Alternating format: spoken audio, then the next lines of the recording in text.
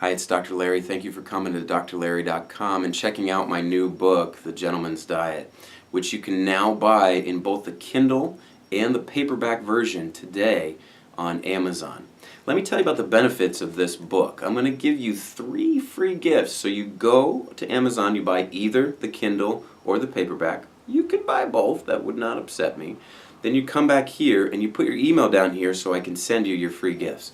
Let me show you in the book what the free gifts are that you're going to get. Number 1, the diet plans.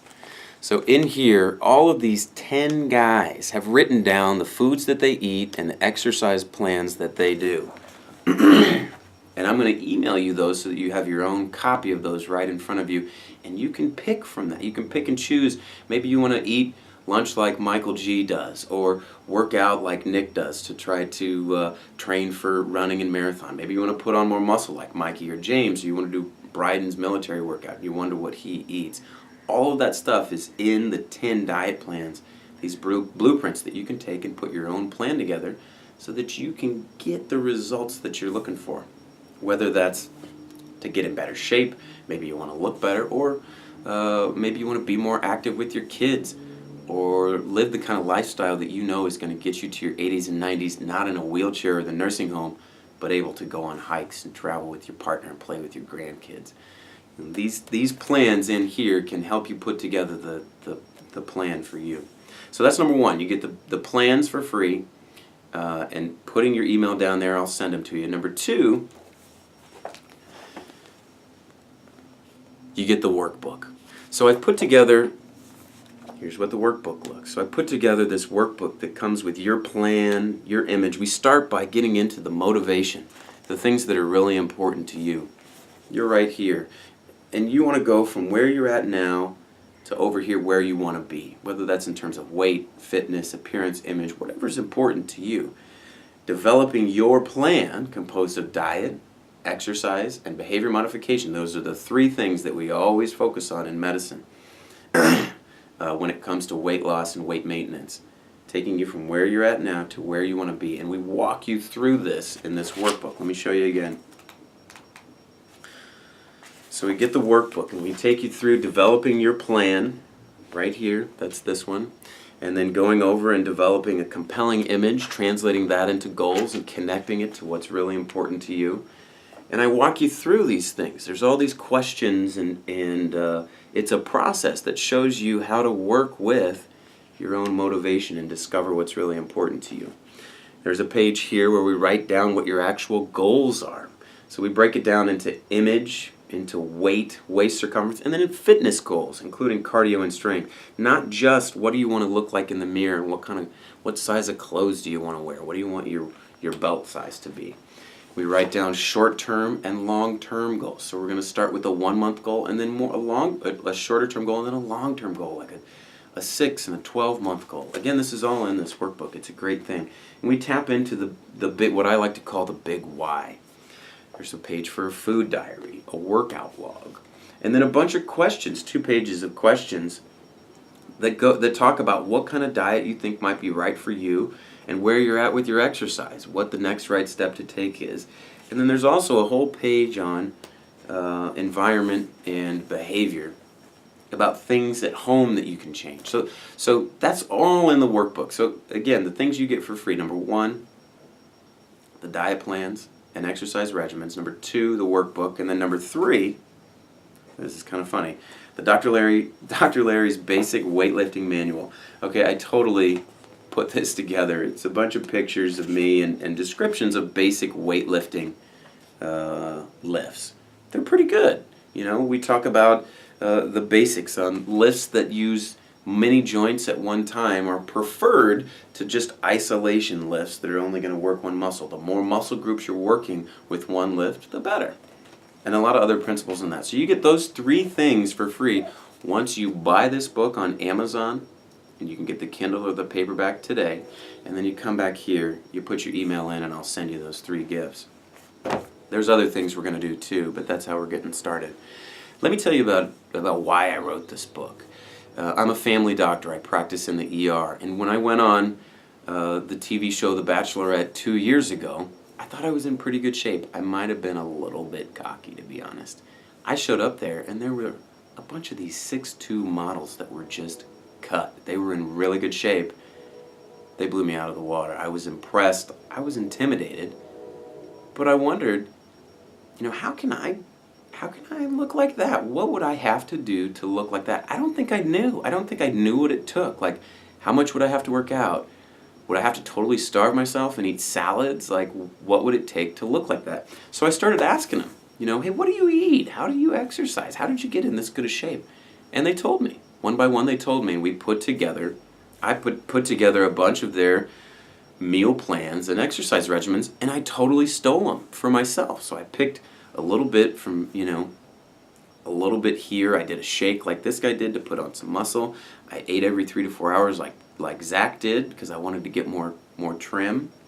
And over time, I transformed. So I went from 181 pounds with a little bit of a gut, running 10-minute miles on a 5K, which is about a 30-minute 5K, to over 6 to 8 months, I lost about 16 pounds. So now I'm 165. I've got a six-pack.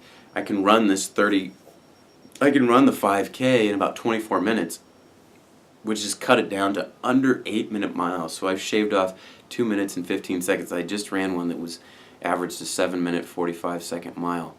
And this is how I do it. Like, genuinely, I started with what they were doing, and I integrated it and made my own plan. And I thought, you know what? I think other people would like to know this. Like, if they don't know what to do, like I didn't. And I was a doctor, I am a doctor. And I wasn't sure how to do it. At the time, I was like, okay, I need to lose a little weight. I went to the bookstore, and I went on Amazon, and there's just so much information out there. And most of it, in my opinion, I've said it before, I'll say it again, it's crap. It's fads. It's the next new thing that's going to be around for a few years, and everybody's going to jump on that bandwagon, and then it's going to go by the wayside because it doesn't work long term. There's elements of paleo that I like, but I think it's probably a fad. No dairy and no wheat, no bread. It just cuts out two of the main 4 food groups. I've got my concerns. True, Atkins is probably a little bit too extreme for most people to continue long term, although I think a low-carb diet is probably appropriate for a lot of people. Again, whatever works for you. But I wanted to put together in this book, besides including just the diet plans, which I think in itself is unique, a book that gives you blueprints on how other people have done it so you can figure out how to do it for yourself. That itself is unique. But I wanted to make it medically respectable. I wanted to base it on real medical stuff. So I did a ton of research. I reviewed over 1,000 articles. I looked at society recommendations from the American Heart Association to the American College of Sports Medicine. I talked to experts. I got a dietitian on my team. So Allison Evanson is a dietitian I work with, and she's put together some great things. From her beginning steps to losing weight, which I think apply to everybody, to showing how one person, the journey of one person who lost 100 pounds in a year, complete with times when this patient was losing weight and doing well, and times when they regained weight and had to rediscover the motivation of why they were doing it in the first place.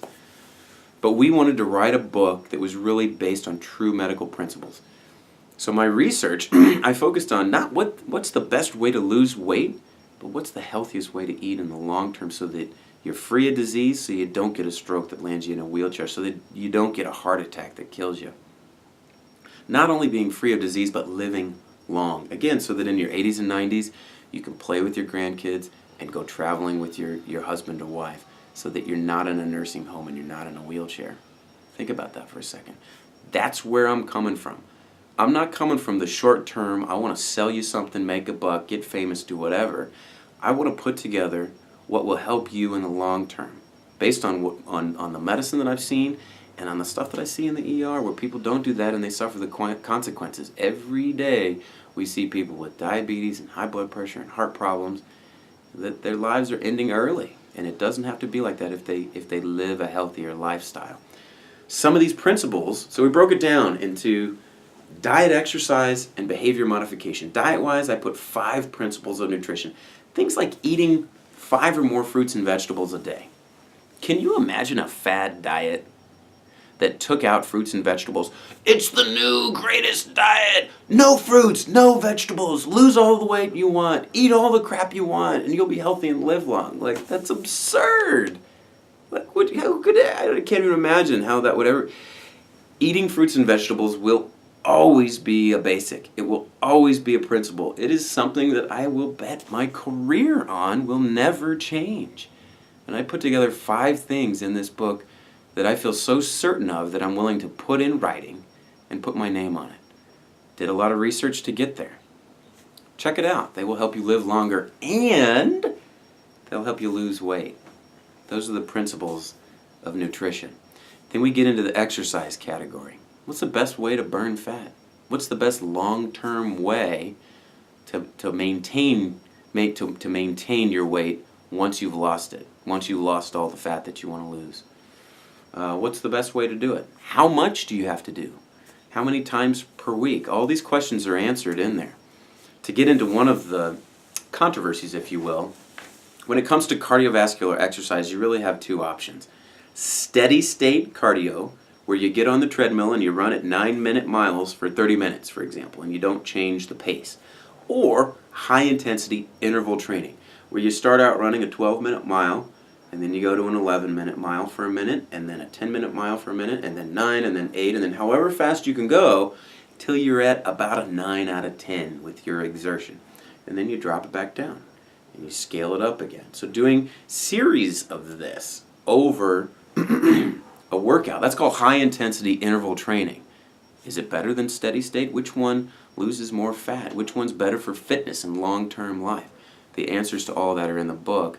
And it's enlightening. I mean, I've used that stuff in my own life, and I've seen which one of those helps me stay in better shape and the amount of time that it does. Again, stuff that I'm willing to put my name on and put it in a book and tell you, think about this stuff for long term. It's really going to help not only your life now, but keeping you alive and happy. And really alive and in good shape and happy, right? Like, this is an aspect of happiness, your health, feeling good. You know, imagine losing some weight. You know, your clothes you're in now don't fit anymore because you've lost weight and you're in better shape. Like, that would just feel good. You'd look better. That feels good in itself. You would accomplish something and have a sense of control over your life. Like, this is what people say when they actually do this. It's awesome.